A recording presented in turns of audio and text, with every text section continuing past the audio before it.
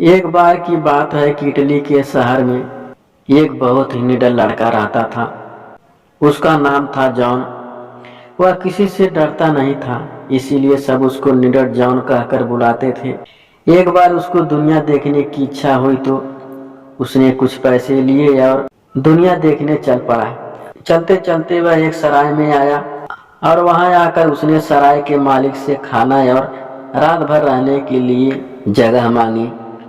सराय का मालिक बोला, आज तो पूरी सराय भरी हुई है, कोई जगह खाली नहीं है, पर अगर तुमको डर ना लगे तो मैं तुम्हें एक जगह ऐसी बता सकता हूँ जहाँ तुम आराम से रह सकते हो। छोटा निडर जॉन बोला, नहीं नहीं, मुझे डर नहीं लगता, मैं क्यों डरूंगा, तुम मुझे जगह बताओ। सराय का मालिक बोला, लोग तो उस महल के बारे में सुनकर ही कांप जाते हैं, क्योंकि वहां अभी तक जो भी गया वहां से जिंदा वापस नहीं आया। जो वहां बड़ी बहादुरी से रात गुजारने जाते हैं, सुबह को वहां उस आदमी की लाश लाने के लिए ही जाते हैं। जॉन बोला, कोई बात नहीं, मैं वहां जाऊंगा, मुझे बस वहां का जगह बता दो कि वह जगह कहाँ है। सराय के मालिक ने उसको वह जगह बता दी और उसको एक लैंप दे दिया।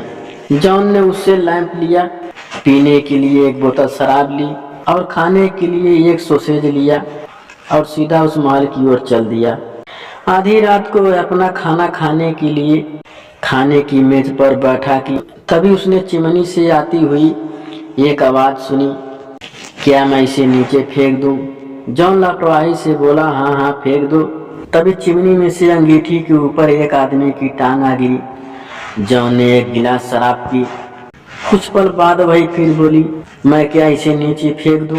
जॉन ने फिर उसी लापरवाही से जवाब दिया, हाँ हाँ फेंक दो, और एक टांग और चिमनी में से अंगीठी के ऊपर आ गिरी।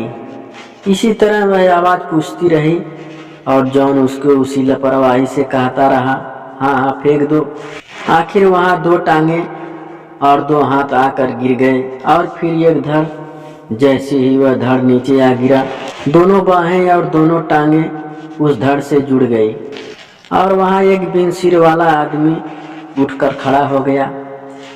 फिर एक और आवाज आई, क्या मैं इसे नीचे फेंक दूं? और जॉन ने उसको फिर उसी लापरवाही से जवाब दिया, हाँ हाँ इसे फेंक दो, तुमसे कहा ना। फिर एक सिर नीचे आ गिरा। नीचे गिरकर वह सिर कूदा और उस बिना सिर वाले धड़ पर जाकर लग गया। वह तो अब सचमुच में ही एक बहुत बड़े साइज का आदमी बन गया था। जॉन ने उसकी तरफ अपना शराब का गिलास उठाकर कहा, तुम्हारी तंदुरुस्ती के लिए, और वह गिलास उसने एक ही सांस में खाली कर दिया। वह बड़े साइज के आदमी बोला, अपना लैंप उठाए और मेरे साथ आओ। जॉन ने अपना लैंप तो उठाया पर वह वहां से हिला नहीं।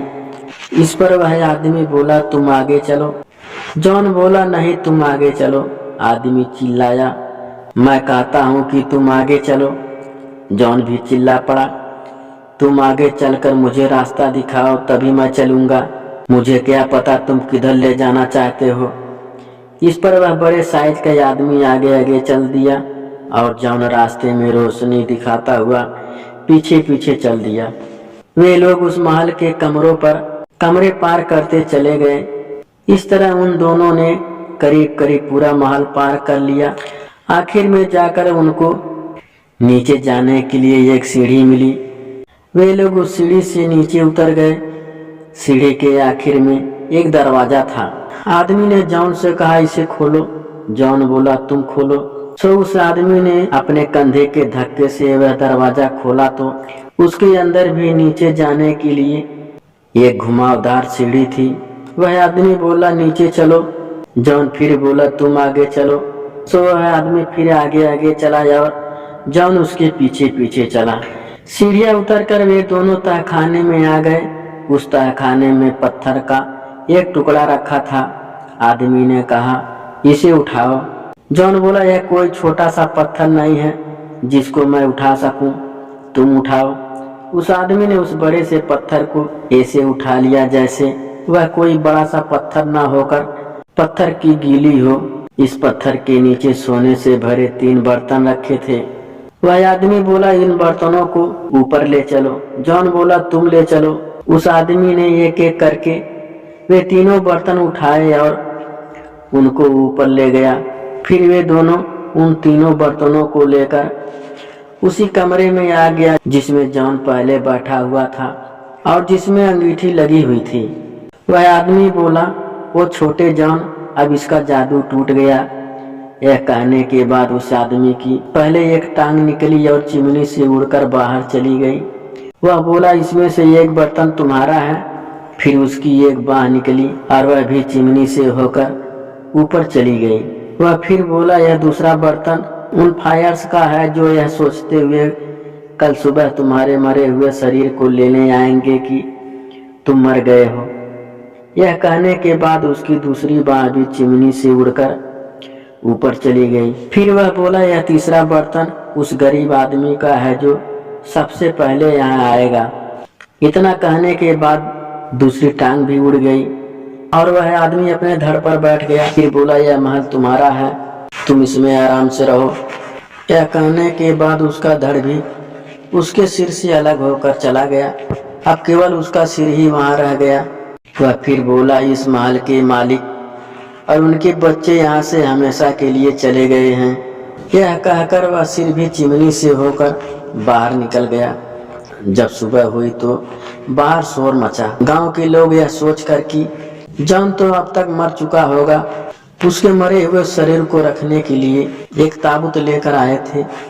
पर वहां तो उन्हें जॉन को खिड़की पर खड़े होकर अपना पाइप पीते देखा तो वे तो आश्चर्य में पड़ गए। जॉन ने उनको अपनी सारी कहानी सुना दी और उनको उनका सोने से भरा बर्तन दे दिया। इस तरह जो जॉन की लाश ले जाने आए थे वह सोने से भरा बर्तन पाकर बहुत खुश हुए।